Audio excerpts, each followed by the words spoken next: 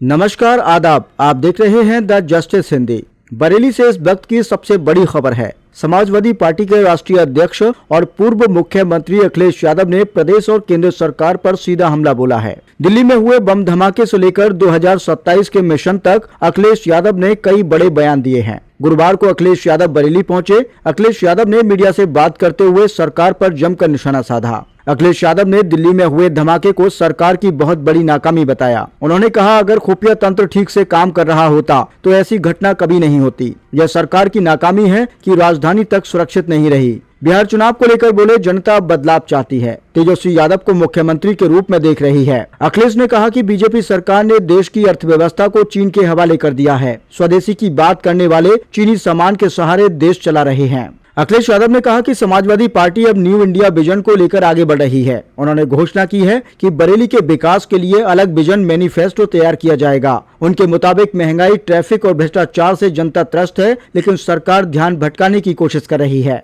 BJP पर हमला जारी रखते हुए अखिलेश यादव बोले, बीजेपी वाले भगवान से ऊपर हो गए हैं। इकाना स्टेडियम का नाम बदल दिया, लेकिन कोई नया कारखाना नहीं लगाया। बिजली महंगी कर दी, गरीब अब शादी और सोना खरीदने तक में असमर्थ हो गया है। उन्होंने आरोप लगाया कि असली भूमाफिया बीजेपी के लोग ही हैं, जो गरीबों की जमीनें हड़प रहे हैं। 2027 के चुनाव पर बड़ा बयान देते हुए अखिलेश यादव ने कहा कि 2027 का चुनाव पत्रकार जिताने जा रहे हैं। जब योगी जी को लगता है कि उनकी कुर्सी हिल रही है तो वे कम्युनल हो जाते हैं। उन्होंने यहां तक कहा कि मुख्यमंत्री ने खुद एयरपोर्ट पर मुझसे कहा था कि वे जल्दी ही मुख्यमंत्री बनने जा रहे हैं। बरेली में अखिलेश यादव के इस दौरे को लेकर सियासी हलचल तेज हो गई है। नौजवानों और कार्यकर्ताओं में इस दौरे को लेकर जबरदस्त उत्साह देखा जा रहा है। अखिलेश का यह संदेश साफ है कि जनता अब बदलाव के मूड में है। सपा प्रमुख अखिलेश यादव का एयरपोर्ट पर जिला अध्यक्ष, महानगर अध्यक्ष और प्रदेश प्रवक्ता मोहम्मद साजिद ने बुके देकर स्वागत किया। इस दौरान शोहेब खान भी मौजूद रहे। वहीं पूर्व मंत्री और विधायक शाजिल इस्लाम, पूर्व मंत्री भगवत शरण गंगवार, पूर्व सांसद वीरपाल सिंह यादव, पूर्व जिला अध्यक्ष अगम मौर्य और शायर प्रोफेसर बसीम बरेलवी से भी मुलाकात करने पहुंचे। इस दौरान सियासी गुफ्तगू भी हुई।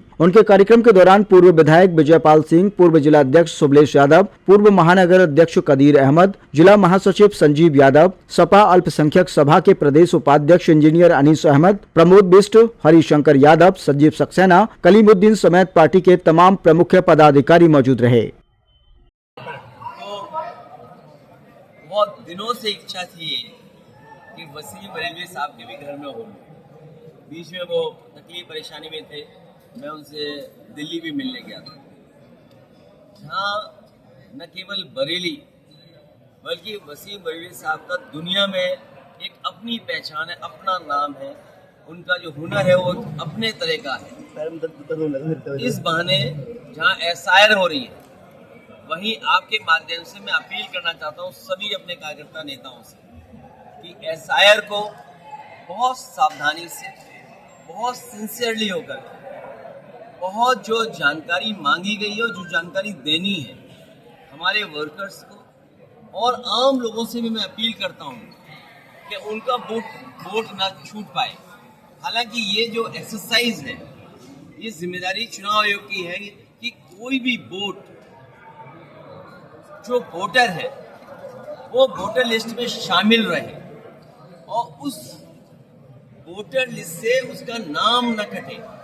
लेकिन इधर हम लोग देखते हैं कि चुनाव आयोग अपना काम छोड़कर पॉलिटिकल लोगों को कैसे परेशान करें, पॉलिटिकल पार्टीज को कैसे परेशान करें, उस दिशा में काम करते हैं। जो प्रोसेस बहुत सिंपल होनी चाहिए, सिंप्लीफिकेशन ऑफ प्रॉब्लम, जो एक लेमैन, एक आम कार्यकर्ता, क्योंकि जो हमारा लोकतंत्र है वो उन लोगों की वजह से मजबूत है जो गरीब हैं, जिन्हें बहुत सारी जानकारी नहीं है। हम तो बहुत से ऐसे लोगों को भी जानते हैं कि जो बहुत बुद्धिजीवी हैं, पढ़े लिखे हैं, अगर वोट डालने जाएं तो कभी कभी राष्ट्रपति के वोट में भी गड़बड़ हो जाता है, राज्यसभा के वोट में भी गड़बड़ हो जाता है। इसलिए जब एसआईआर हो रही है, पूरा रिवीजन वोटर लिस्ट के होने जा रहा है, तो बहुत सिंसियरली हम करें, इसको बहुत सावधानी से करें और एक भी वोट छूटे नहीं। हमें इससे डरना नहीं है, डटे रहना है, जिससे हम अपनी वोटर लिस्ट को ठीक कर सकें। हमें उम्मीद है कि चुनाव आयोग समय समय पर चीजें कैसे सुधरे और बहुत सिंपल कैसे हो, वो बीजेपी का आयोग न बन जाए।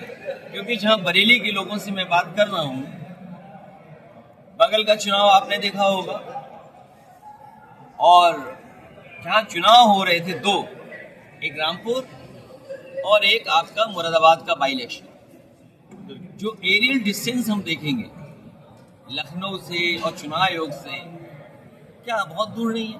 चुनाव आयोग कितना होगा एरियल डिस्टेंस, 100-150 किलोमीटर।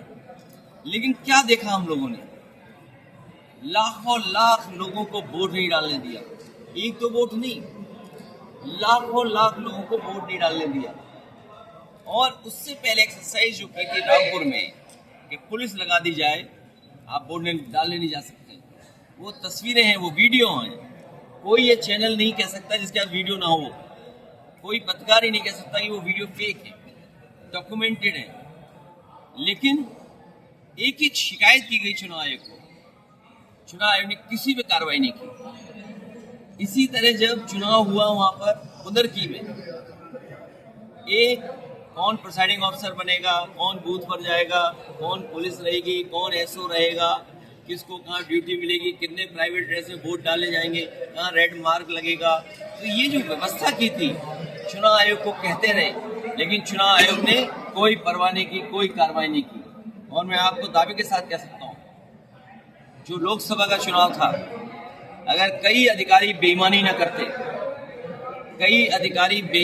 करते, तो देश का परिणाम ही दूसरा होता। भारतीय जनता पार्टी दिल्ली में सरकार नहीं होती उनकी। दूसरा, सुना है यहाँ पर जिलाधिकारी आए हैं, किस जिले से आए हैं? सुना अम्बेडकर नगर से आए हैं। कटहरी में ये भारतीय जनता पार्टी के जिलाध्यक्ष बन के काम कर रहे थे। तो जब अधिकारी बीजेपी के बन जाए, आयोग जिनसे काम लेना चाहे वो बीजेपी के हो जाए, तो सोचो लोकतंत्र कितना मजबूत हो। हमारा संविधान बाबा साहब भीमराव अम्बेडकर जी ने रास्ता जो दिखाया है, हमारा लोकतंत्र कैसे मजबूत है, किस दिशा में जाए, उसके लिए जो जिम्मेदार लोग हैं अगर वही अन्याय करें। इसलिए हमने कहा कि हमारे लोग सीसीटीवी बन करके देखेंगे और पीपीटी, पीडीएफ प्रहरी बन करके नजर रखेंगे, और हमारे किसी भी कार्यकर्ता का वोट न छूटे। आम जनता से भी हमारी अपील है कि बनाएं। और जो बुनियादी सवाल हैं, ये एसआईआर क्यों कर रहे हैं? हमें आपको काम दे दिया, अब 3 महीने आप सरकार के बारे में सोचो ही मत। आपका वोट लिस्ट में है कि नहीं है वो ही सोचिए। और महंगाई कहाँ पहुँच गई, बेरोजगारी कहाँ है, किसान की आय दोगुनी कहाँ हो रही है, और जो सरकार ने वादे किए थे वो पूरे कितने हुए। आज जब बरेली इतना बड़ा शहर हो गया है, ट्रैफिक की जाम की समस्या का समाधान क्या किया, सॉलिड वेस्ट मैनेजमेंट का समाधान क्या किया, बिजली कितनी महंगी हो गई।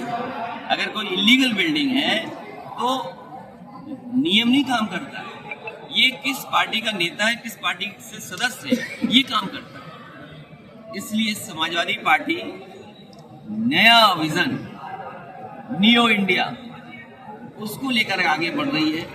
नई पीढ़ी के लोग, नई उम्र के लोग, नए लोग इस देश को कैसे और आगे बढ़ाएं, उस दिशा में काम करें। समाजवादी पार्टी भविष्य में बरेली के लिए अपना मैनिफेस्टो बनाएंगे। मान लीजिए यहाँ स्पोर्ट्स फैसिलिटी कैसे दें, लखनऊ में या और अन्य जगह पर बहुत बेटर फैसिलिटीज दी, उसका परिणाम ये हुआ कि आपका स्पोर्ट्स के प्रति लोगों का प्लस टीम्स को बहुत मौका मिला। मान लीजिए नोएडा, ग्रेटर नोएडा में एक वर्ल्ड क्लास क्रिकेट स्टेडियम बना, तो वहाँ पर किसी देश की टीम का होम ग्राउंड बन गया।